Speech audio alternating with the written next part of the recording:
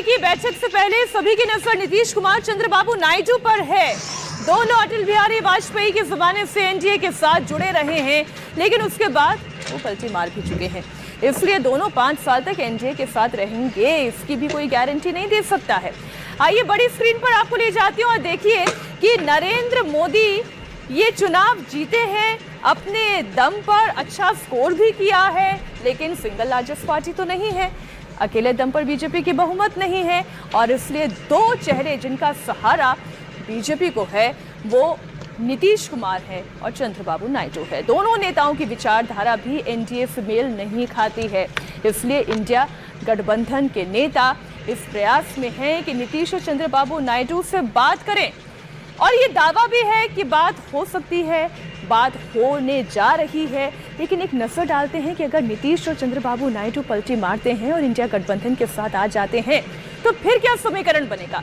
India गठबंधन को कुल 234 सीटें मिली है, वहीं एनडीए में शामिल टीडीपी को 16 और नीतीश की पार्टी जेडीयू को 12 सीटें मिली है। ये देखिए आंकड़ा आपके सामने है। अगर इन दोनों पार्टीज को इंडिया अलायंस में जोड़ भी दिया जाता है तो संख्या क्या बनती है वो आप देखिए। इंडिया गठबंधन की कुल सीटों की संख्या 262 पर आती है, जो कि बहुमत से अभी भी 10 कम दिखाई दे रही है। यानी ये 2 चेहरे अगर इंडिया अलायंस के साथ चले भी जाए तब भी बहुमत के आंकड़े से 10 कदम दूर रहते हैं। वहीं दूसरी संभावना आप देखें, अगली तस्वीर जरा सामने रखिए। वहीं अगर नीतीश और चंद्रबाबू नायडू एनडीए का साथ छोड़ दें, एनडीए का समीकरण बिगड़ सकता है। चंद्रबाबू नायडू की पार्टी टीडीपी 16 सीटों के साथ एनडीए की दूसरी सबसे बड़ी पार्टी बनकर उभरी है, तो नीतीश की पार्टी जेडीयू 12 सीटों के साथ तीसरे नंबर की पार्टी है। दोनों दलों को अगर मिला देते हैं तो संख्या बल 28 का बनता है। अगर इसे एनडीए के 292 सांसदों से घटा दिया जाए, माइनस कर दिया जाए, तो कुल आंकड़ा 264 का बनता है, जो बहुमत से 8 कम है। इस लिहाज से एनडीए के लिए भी चंद्रबाबू नायडू और नीतीश कुमार जरूरी हैं, बहुत अहम हैं। नीतीश और चंद्रबाबू नायडू की बात कर रहे हैं हम। जरा अगली ग्राफिक्स, अगली तस्वीर जरा सामने रखें। ये देखिए नीतीश और नायडू एनडीए के साथ ये गठबंधन कितना सुरक्षित है, कितना सेफ है। आप ये देखिए, बिना नीतीश और नायडू के 292 यानी बहुमत का आंकड़ा हासिल नहीं किया जा सकता है, और इसलिए इनकी बार्गेनिंग कैपेसिटी भी सरकार में, एनडीए में बढ़ जाती है। नीतीश हमारे सहयोगी जुड़े हुए हैं। नीतीश, ये दोनों चेहरे एनडीए के लिए कितने इंपॉर्टेंट है, बीजेपी के लिए कितने इंपॉर्टेंट है, ये लगातार कल से चर्चा जारी है, क्योंकि इन दोनों के बिना सरकार तो बनानी मुश्किल है।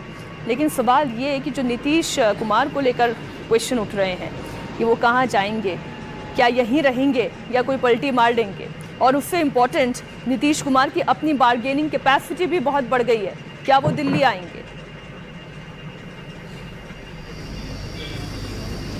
जी हाँ, ये सही है कि उनकी बार्गेनिंग कैपेसिटी बढ़ गई है और इसलिए एनडीए में ही उनका रहना बेहतर है। ये अभी के राजनीतिक हालात से साफ तौर पर जो मैसेज निकल रहा है वो यही निकल रहा है कि एनडीए में नीतीश कुमार का रहना बेहतर होगा, ताकि वो बार्गेन कर सकें। इससे पहले आपको याद होगा जब अकेले बीजेपी की सरकार थी, सिर्फ 1 मंत्री पद दिया जा रहा था जेडीयू को, नीतीश कुमार नाराज हो गए थे, उन्होंने मना कर दिया था। तो अब के जो हालात हैं लेकिन उसके बिल्कुल विपरीत हैं। तो नीतीश अभी के हालात में चूंकि बीजेपी को बहुमत नहीं है अकेले, तो ऐसे में नीतीश कुमार का राजनीतिक कद बढ़ा है, लेकिन वो पलटी मारेंगे या नहीं मारेंगे इसको लेकर चर्चाएं हो रही हैं।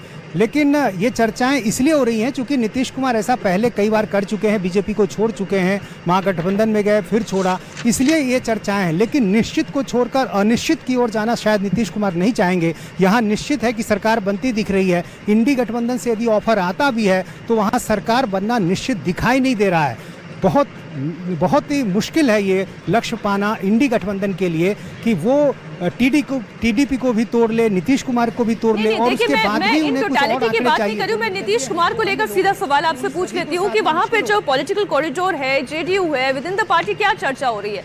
क्या नीतीश कुमार 2 कैबिनेट पद मांग सकते हैं अपने सांसदों के लिए? जी हाँ, बिल्कुल, और ये संभव भी है, 2 से ज़्यादा भी मांग सकते हैं और शायद वो मिल भी जाए। और देखिए जब ऐसी परिस्थिति है तो किस तरह से दबाव भी बनाया जा रहा है। जेडीयू के एक मंत्री हैं, अल्पसंख्यक कल्याण मंत्री जमा खान, उन्होंने इंडिया टीवी से बातचीत में कहा कि नीतीश कुमार को प्रधानमंत्री बनना चाहिए, उनमें वो सारी क्षमताएं हैं और अभी के हालात में भी वो कह रहे हैं कि प्रधानमंत्री उनको बनना चाहिए। मैंने ये भी कहा कि उनके 12 सांसद हैं, प्रधानमंत्री कैसे बन सकते हैं? तो उन्होंने कहा कि नहीं, उनको उनमें वो